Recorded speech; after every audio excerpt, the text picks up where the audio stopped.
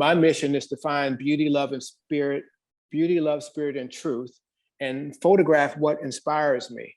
At this point in my career, I can, and I probably have for several years, it's just to focus on what inspires me.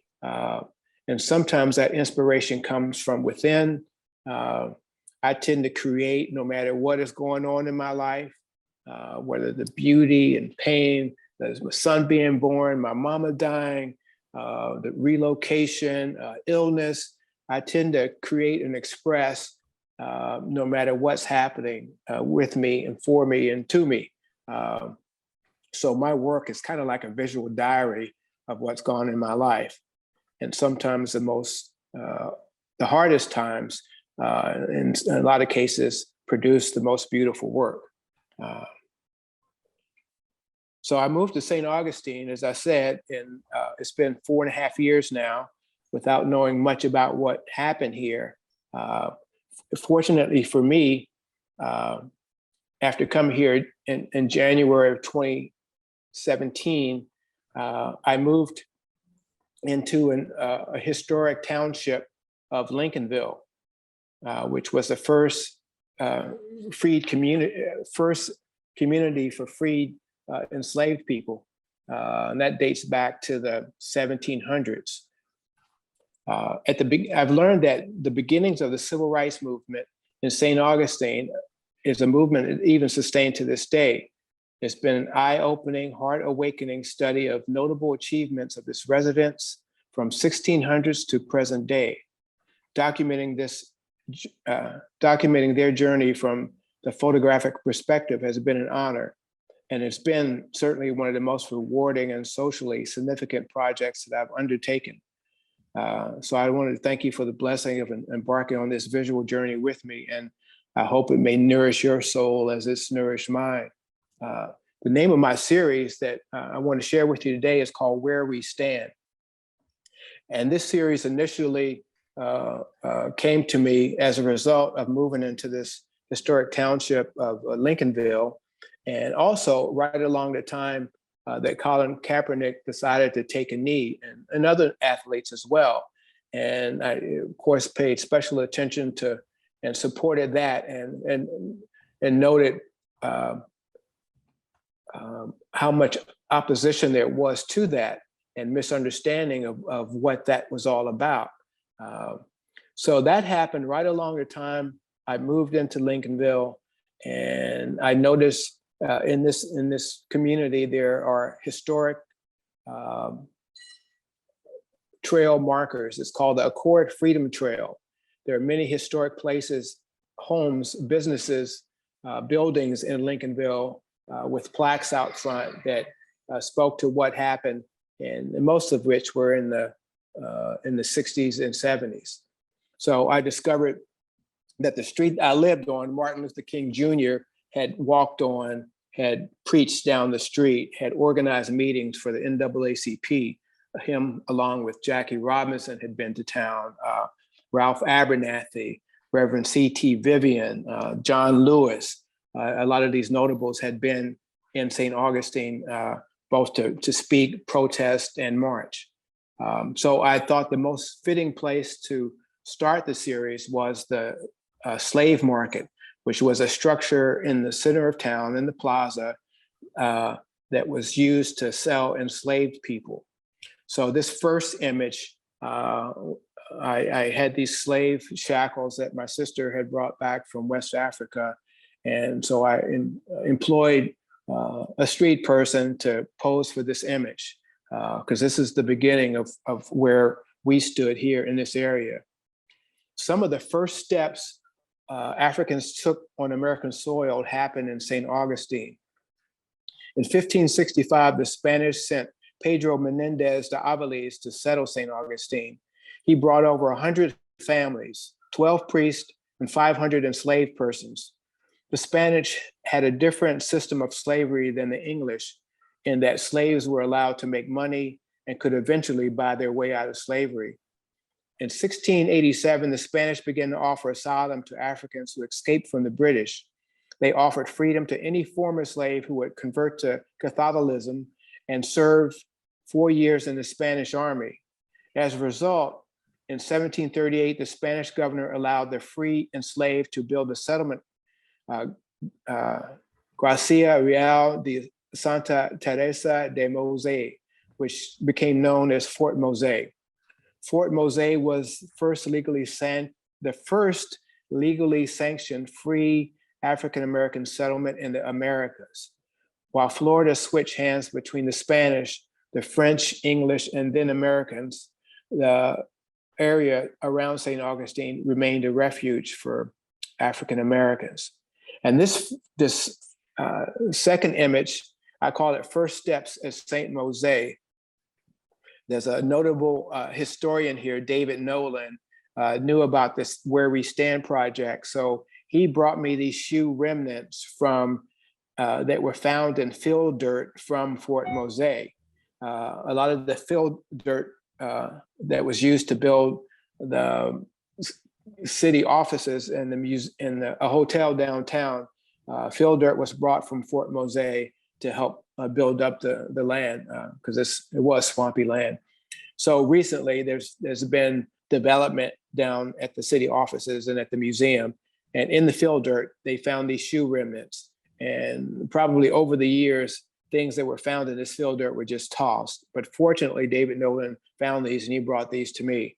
So I took these shoe remnants from Fort Mose and went back over to Fort Mose and photographed what I imagined to be the first steps of freed Africans on the land.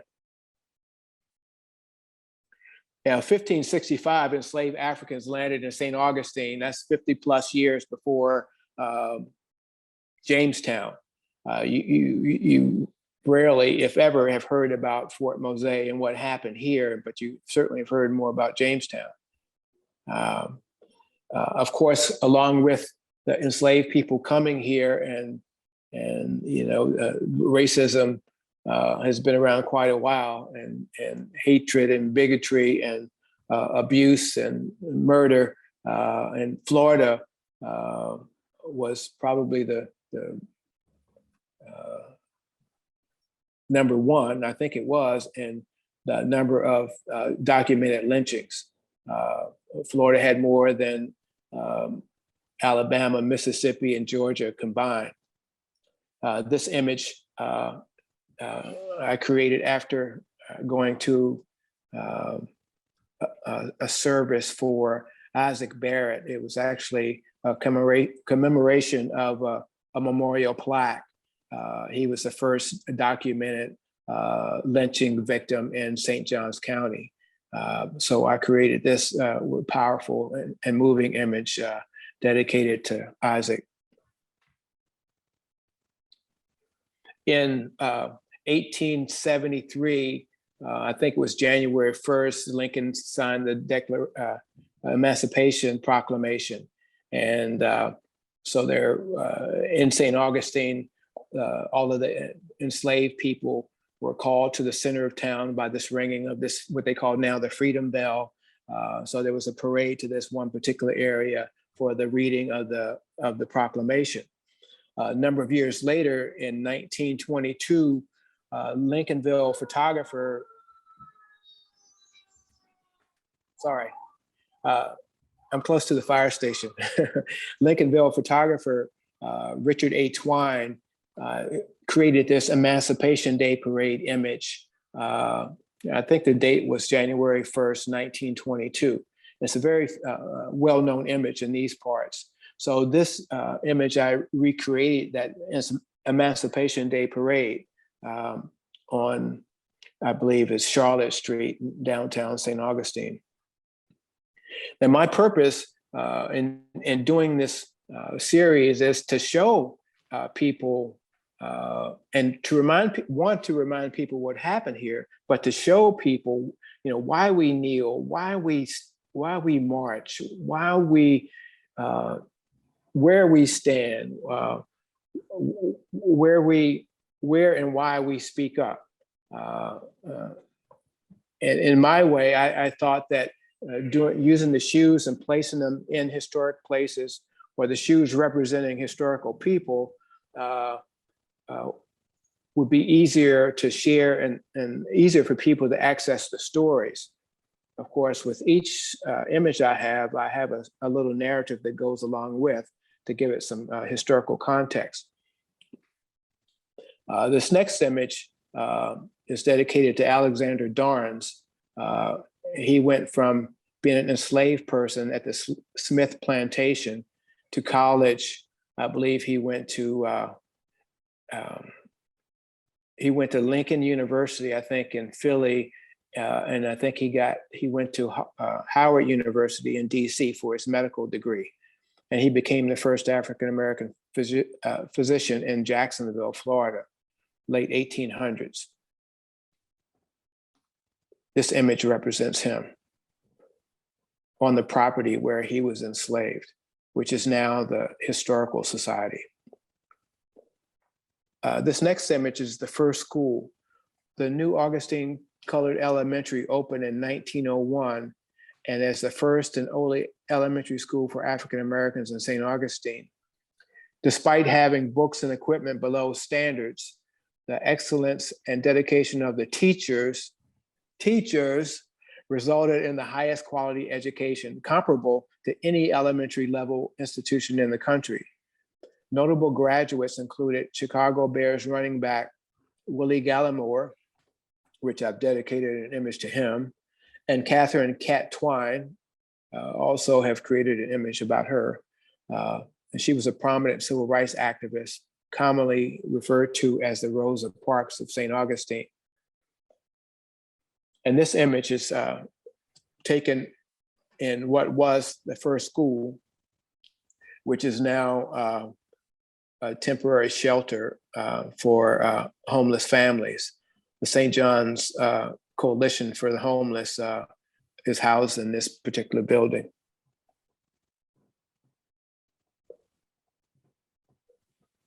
Zora Neale Hurston was born in Alabama, the daughter of a sharecropper once enslaved. She spent her formative years in Eatonville, Florida, a few hours from here, the first town in America established by freed men and women. Hurston forged her identity and reputation through academic and literary achievements. She lived in New York City during the Harlem Renaissance and flourished in that environment. Her travels took her in and out of St. Augustine.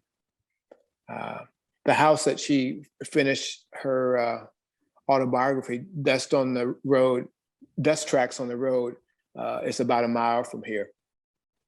In 1942, Houston taught at the Florida Normal and Industrial Institute in West Augustine. She lived on the second floor of a home on West King, where she completed her autobiography, Dust on the Road. She authored 7 books, including her best-known work, Their Eyes Were Watching God, which decades after its publication and after Hurston's death, it finally received overdue acclaim. Zora Hurston, fiercely independent and a nonconformist, once said, "I have the nerve to walk my own way, however hard, in my search for reality, rather than climb upon the rattling wagon of wishful illusions." I stick to those words. And this is an image dedicated to her at the Zora Neale Hurston Park, right up the road. She was a lover of hats. See, this image is a little blurry here. This is, oh, I'm sorry here. These images got shaken up. This particular image is called MLK Jr. Stayed Here.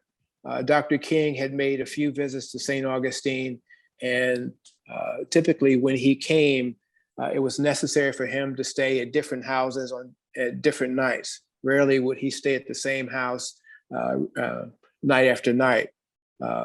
Once the Klan knew that he was in town, they were constantly on the lookout for him. In one place that he happened to stay, what they thought he was, they shot up the windows and threatened to firebomb. This particular house here belonged to Mrs. Tyson, and he liked staying at Mrs. Tyson's house because he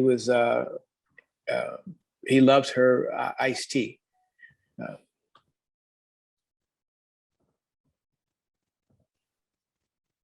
In July 1963, 4 African-American students, later called the St. Augustine Four, sat at a Woolworth's lunch counter to protest segregation. They were arrested on trumped-up charges and held in juvenile detention for 6 months before being released. Their freedom resulting from special action taken by governor and the state cabinet. And a portion of this lunch counter is still on display at a location right down the street at a local bank. So this image, of course, is called the lunch counter sit-in. And what's has come across my attention since working on this series is that a lot of the initial civil rights actions and protests and marches that happened in St. Augustine were organized by elders, but for the most part, they were led by young people, people that were in high school or had just started college. So you young people have got the power. In the 1960s, MLK Jr. was denied entry at a prominent Methodist church, which is about a block from here. He was physically escorted off the property. Dr. King was known to walk around the church at night, praying that things would change. During that same period, an African-American mother and her children, and several Black families, in fact, were denied entry to the church by men who stood in lockstep, forming a barricade at the entrance. We fast forward to 2018, Juana Jordan is appointed pastor of the same Methodist church. She is the first female and African-American in that role. In her first year as pastor, Reverend Jordan received a call from a local gentleman who wasn't a church member, but was requesting that she officiate at his mother's funeral service. That gentleman was the grandson of one of the men who denied entry to Black worshipers in the 60s, who was actually there with his grandfather on a few occasions where they wouldn't allow Black people to come in and worship. This man recounts asking his father why the Black family wasn't allowed to worship. He didn't get a response. But even as a child, he knew that was wrong, and that memory stayed with him his whole life. So his outreach, 60 years in the making, was his heartfelt effort to right a wrong. And this first image represents Dr. King standing at the door of this church wanting to worship.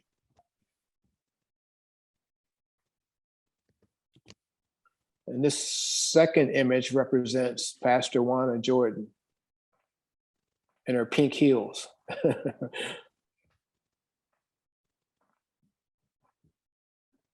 And even though she is the pastor,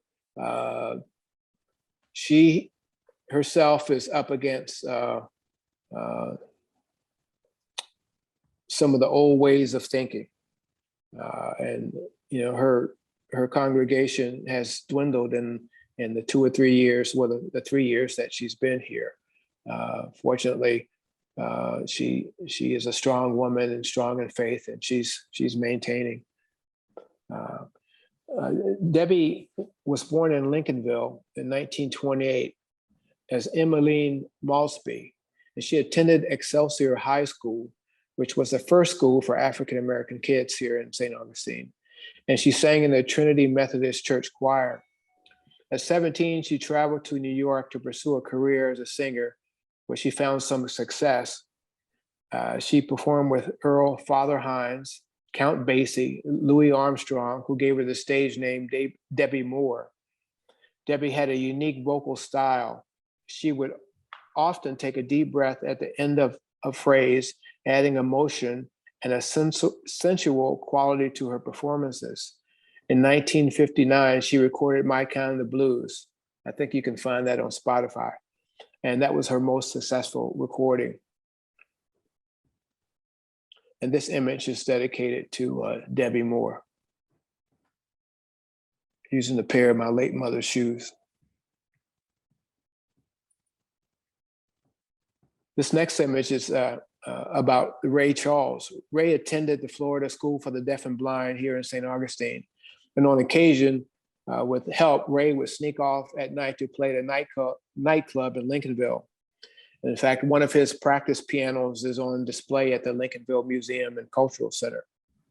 A lot of the information that I've got for the series had had come as a result of visiting the Lincolnville Museum and Cultural Center.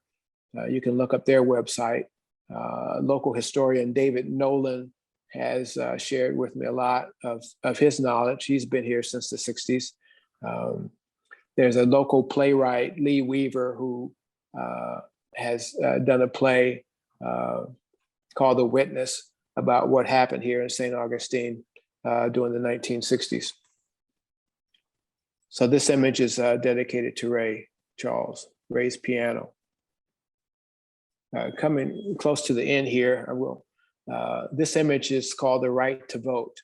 The 15th Amendment states that citizens shall not be denied the right to vote based on race, color, or previous condition of servitude. However, Florida and many other southern states devise various ways to prevent African Americans from voting. In 1964 and in 2021, it's still happening. And some of their methods were various forms of intimidation, beatings, or fire bombings. They would issue small tissue box size ballot boxes, limiting polling places and hours, still happening today. Poll taxes, literary tests are just some examples. And of course, you know, voter suppression was and still widespread. So this is my image dedicated to the right to vote, or people trying to block the right to vote. In a number of cases, I'll find props on eBay. This is an antique voting machine.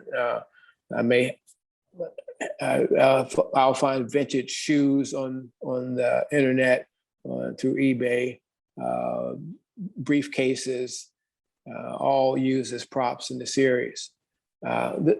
This next to last image is called Giant Steps. Through a life of service and sacrifice, Representative John Lewis of Georgia made tremendous strides toward ensuing civil rights, equality, and justice for all. Some of that service was rendered and celebrated in St. Augustine. On July 2nd, 2010, on the occasion of the Accord's 4th annual Freedom Trail Luncheon, honoring true American heroes, Lewis delivered the keynote speech to about 100 people in the crowd, which was at the Casa Monica Hotel, which is about 2 blocks from here.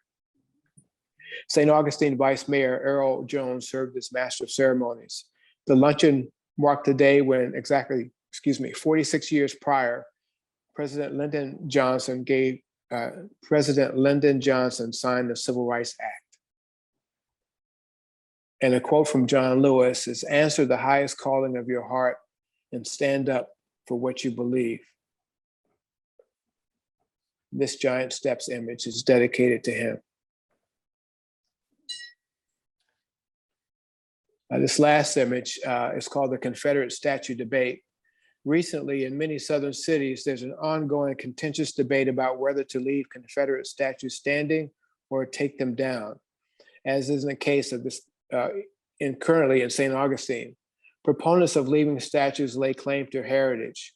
For others, the statues symbolize oppression, hatred, bigotry, and segregation. The debate intensifies. Last year, the Confederate monument in the center of town was taken down. And every Proud Boy, son of the Confederacy, Klan member came out in protest of that. It was last year was quite an intense year. Fortunately, there's a lot of us that protested against leaving the monument up. And there were quite a number of Flagler College students, just like the young people in the 60s, were on the front line of these marches and protests here. Fortunately, there was no bloodshed, but it was quite an intense time. And a lot of what happened here was similar to what happened in the 60s, as far as opposition and, Confederate flags and Klan symbols. And it was quite intense, but the monument is gone, and we're much better for it. So this represents the Confederate statue debate. That's the monument that was removed. And I'll close with this quote by Zora Neale Hurston. There are years that ask questions and years that answer them. And I think maybe these years are the answers to some of the questions from the 60s. And these years also we'll be asking questions, and the answers will come years later. Thank you. Thank you, Lenny. Thank you so much. Does anyone wants to ask a question, students? I know some of you wrote the questions, so anyone wants to go ahead and ask them? We have more than a few minutes. Samir, I did not have chance to log in and see your questions. Do you want to go ahead and ask?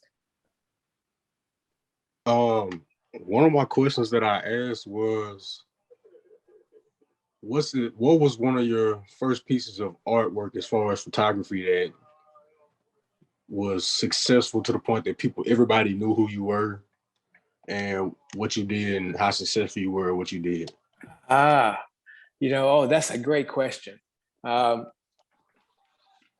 had I had a lot of nervousness and anxiety early on about claiming myself as a photographer.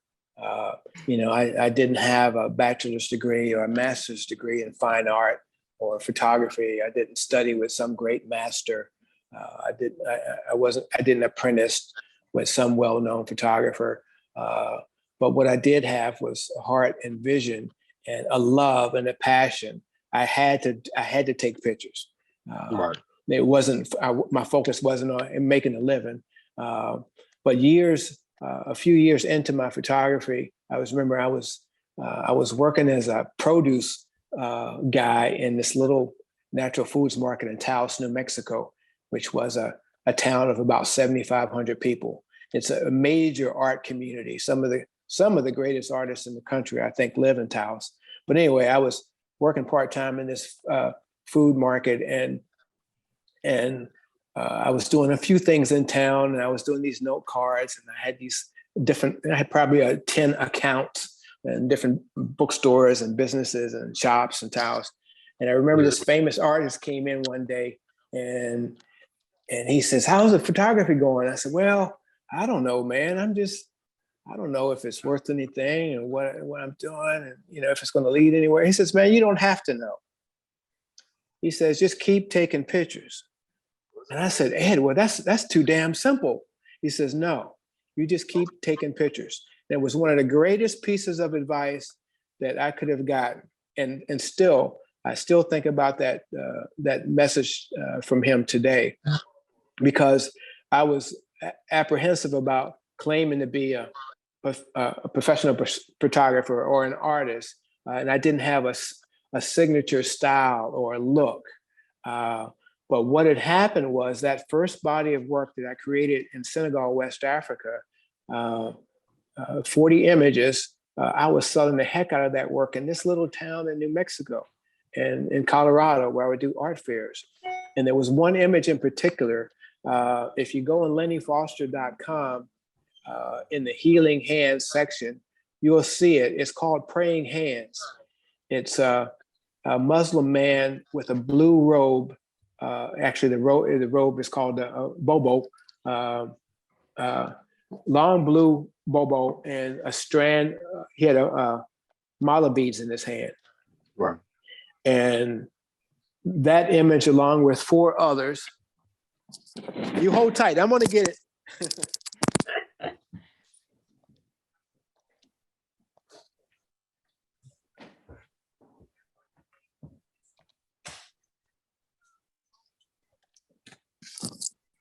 Okay, sorry. It's best to show.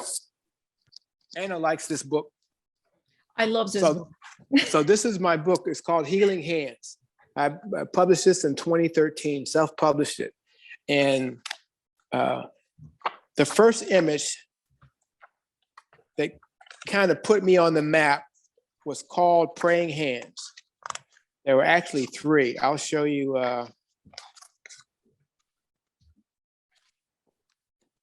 It's this one here. Can you see that? Yes, we Oh, can. yeah, I see it. Yeah. So that image kind of became my signature because when people saw that, they knew who it was and where it came from. That image and this image called Healing Hands. So it was no doubt who created that. And as I said, and that was in 1996 that I started showing these, and I'm still selling them today. Right. But that little body of work, especially the first 6 healing hands from that trip, kind of became my trademark. And that gave me a little bit of traction to do other things and to have the confidence to try other things and to claim myself as a photographer. And from that point, things started to change. And, I started doing more business and started a little gallery. I started the first gallery in 1998, and I'm still going. I have a gallery here now. So, Anyone else? Anyone has questions, please?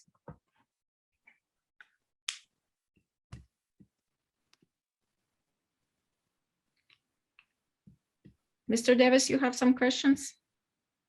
I do. I was trying to wait for students to jump in. I was wondering if you could say something about personal reflection. I know you talked about it, throughout the talk here, but it seems to me that a lot of students kind of discount the importance of spending time with oneself in order to really figure out what the path is and what the work is about and what speaks to them. And I was wondering if you could say something about that as it relates to how you developed as a photographer. Well, thank you. Great question. It's one image at a time. As I said, I had no designs or plans on becoming a professional photographer. For me, it was a way to heal from my years of addiction and to express myself in a healthy way. And I developed a love and passion for it. And so that was my focus, trying to put moments of peace and contentment and joy between the past and the present moment. And as I said, I was serious about what I do, and I tried to do it as a professional. And doing quality work and respecting the work has always led me to where I need to be, what I need to do. Being an artist, photographer, there's more than one way. Being a creative person, it doesn't have to look a certain way. You don't have to be a artist activist or, do professional work or show in a museum, or if you're doing art to bring you peace and to share with your friends and families, that's enough. If you aspire to end up in the Met or the MoMA Museum, good. If you desire to be nationally known, world famous, oh, that's great too. But I think trusting in the work and focusing on one piece at a time, for me, that's been beneficial because I don't get distracted by the noise or the shiny objects. I just try to focus on what's right in front of me and try to create something that's really fun and trust that, as I said, it'll find this audience in this way and hopefully to some walls and some homes. Cool. Thank you. I want to ask a question from one of our students that wrote this question. Can you briefly describe your editing process? Yes. I'm maybe not your typical photographer in that I don't like to take thousands of pictures because I don't like editing. And also I was fortunate in that I came into photography shooting film. So, and which I still do in a medium format, a larger camera. But because of that, you couldn't shoot hundreds of pictures or 1,000 pictures, because it wasn't, it was too costly to do so. So that process of shooting on film made me slow down a bit, concentrate, to really focus, to try to create an ideal composition. And I would do multiples, but I wouldn't just shoot endlessly. And even now, like shooting digital, which I do primarily, and shooting on my digital, I have a Sony A7 II, which is about 5-6 years old. I'm not a big gearhead. I don't have, 5 cameras and 10 different light setups or anything like that. I just keep it real simple. So in my process of going out and shooting, I try to create just the best. I try to shoot what I see and print how it's shot. I have a gentleman, I call him my publisher, my printer in Taos, New Mexico. I've worked with him for 15 years now. He does my printing and most of the post-production work, the editing work. And we work so well together. We probably have printed and published 500 different images together. So he knows how I like things to look. And I'll send him an image digitally, and he'll look at it and work it up. And I'll give him some notes on how I like it to see, how I like it to look. And in a lot of cases, work that I do will fall in a particular category. And so I try to have a similar look in these different categories, be it the healing hands or the still life work.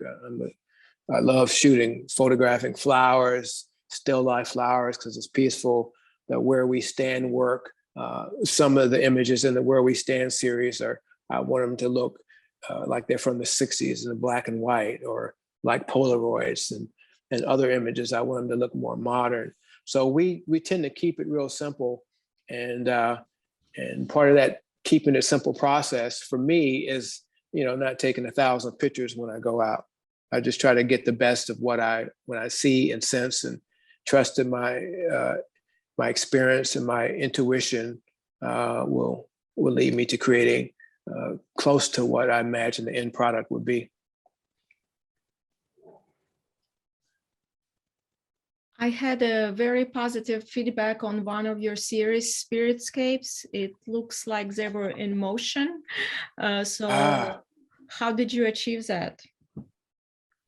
Well, that series initially started in New Mexico, in Taos. In that area, northern New Mexico, is beautiful landscape. So I was shooting a landscape, but I wanted more of a feeling in some of these images. So I would place people in different landscape settings and photograph them, almost ethereal-like.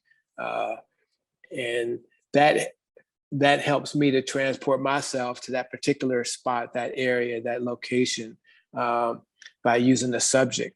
And also, when people view that work, they imagine themselves in that same situation or landscape or view. It's quite nice. I hope to do a similar Spiritscape series here using the ocean. Well, in fact, I have one or two, but that's kind of how that developed. Mm-hmm. One more question, just from pure design point, would you say composition, the contrast, focal point are important in your work? Balance? Absolutely. Yeah, I think just like in painting, if you try to get too much information in an image, it doesn't. It's hard for people to read that or to feel it.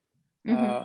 I try to, just like in my life, I try to eliminate all that's unnecessary and all the noise and distractions, and to have a more calm, peaceful existence, because there's a lot of noise and distractions out there. So with my imagery, I try to eliminate all this unnecessary and to keep it simple, unless it's sort of like an abstract piece or a collage piece. But that that elimination of what's unnecessary, I think, makes the image more powerful. And so composition is key, you know, and perspective is key, and lighting. You know, I try to photograph like a painter would paint. You know, the use of light, and I pay attention to the use of light. And I'm, you know, 99% a natural light photographer. I just use the God-given light, depending on the day and the time and the angle of the sun and the direction that I'm shooting. All of that comes into play. And all that comes from, I think, years of practice and study. I think for artists of any type, developing a strong foundation in the fundamentals is key, because if you have a strong foundation in the fundamentals, once inspiration kicks in, you're not trying to necessarily figure stuff out on the fly. You know, you're intuitively, instinctually going for it. You know, putting your music on paper, putting the paint on the canvas. You know, getting an image on a film. It's all the same thing. You have amazing feeling of contrast. I look at your photographs and I love the contrast makes your images so much more powerful, you know. So, and again, thank you. Yeah, and I'm so surprised that it's mostly like natural light, you know, and not stage contrast. So that's what's amazing. Yeah, that tends to work for me. It's always been that case. You know, and I have an emotional connection to most of the work I do, and try to focus on just that. So I think the work, and just like you, when you're painting, you have emotional attachment and feeling about a piece. It shows in the work, and I think that's what most people are attracted to, rather than, you know, something being avant-garde or in the case of photography, super saturated or super sharp, or technically, you know, exquisite or sound. You want to be good technically, but you want people to share in some way, somehow, the emotion you felt while you were creating. So would you say your spirituality contribute to your creativity process? Oh, it's everything. And this is just for me. You know, one of the most profound conversations I've had is with this master painter, David Lafell, in Taos, New Mexico. He's still living. He paints kind of like in a Rembrandt style. He used to teach in New York. What was that famous school, art school in New York? But anyway, we had a profound conversation, and I was taping the conversation with him, so I could use it later for inspiration. But he's a master painter, but for him, it's not necessarily about him. His idea was, as I said previously, he's technically, you know, perfect, but to get himself out of the way once he starts painting, and to be led and guided by spirit. I mean, that's the way he operates. And for me, I think it's the same way. I try to get out of my head and get out of the way. And I typically ask and pray that what I need to see, what I need to feel in a particular moment, I will. Usually before I go out, I'll ask that, or when I get to a place, I'll start messing around saying stuff. But I ask to be guided. And a famous painter, Agnes Martin, she told me once, one, to keep it simple. And this is a woman who, you know, her work has been sold for millions of dollars. She has passed on, and it's been a few years. But in early 2000s, she used to tell me, one, keep it simple, don't complicate things. And also, she said, an artist has to be humble enough to ask for guidance, to ask for inspiration.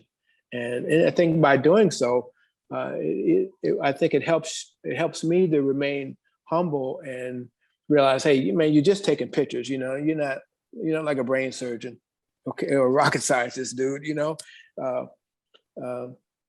but to to ask for the guidance and to know where the gift has come from. You know, I've been working at this since 1991, but I know ultimately where my gift comes from. And so part of my deal is giving credit and giving due to God for the creation and for, leading me toward this path of creativity, which for me is not necessarily about just making money, but not making a living, but it's a way to live. It's for me, it's a way for me to stay on the planet, because no matter what's happening, I can create and for the most part, get through things. Okay, guys, we're about, oh yeah, nice t-shirt. We're about come to the end of our meeting. Any last wishes, or anyone wants to? I want to thank you personally. Thank you so much for taking time to talk to our students and inspire them. You're welcome. Future endeavors. Anyone else? I have a comment more so than a question. I just wanted to remark that I love the fact that even though you're illustrating pivotal moments from people's lives in the organization and composition of these shoes, that the absence of a physical person in those shoes should allow the viewer, to be able to see themselves in that person's place and to form a connection with the work in a way they probably would never have thought about before. And that's real powerful. You're right, man. They can step right in. I did one recent exhibition, the first and the largest exhibition of this Where We Stand, in July at a gallery in New Smyrna. And I wasn't sure how this work was going to be received. But anyway, people came up to me afterward, especially there were a couple of dudes that came at, white guys, 3 of them came up to me with tears in their eyes. Because like you said, they got it, they could see it, they could stand in those people's shoes and they go, damn, really? That's what they went through, that's what happened, that's what they did, in spite of. So it's pretty powerful, and I hope I can continue. It's such a simple idea, so simple, but so powerful. I agree. Very, very good concept. I mean, solid. And the work has, fortunately, as you know, the work has been supported by St. John's Cultural Council. I received a grant last year to produce 20 images, and the Community Foundation of Northeast Florida also gave me a small grant to publish and present, print, and frame another 20 images. So without doing the work, and initially for like revenue, just because it's been a passion, the work has been supported, and I think like you, I may end up showing the work at the Rotunda, the St. Johns County seat here coming up soon. Wonderful, wonderful. Well, thank you so much again. We have to, end the meeting. It was delightful. Thank you so much. I appreciate your time and appreciate what you're doing for the students. And I support you young people. Do the best that you can do on any given day. Awesome. Thank you. Yeah, appreciate it. All right. Okay. Thank you. Stay safe over there. Take Bye, care. everybody. Thank you. Thank you, dear students.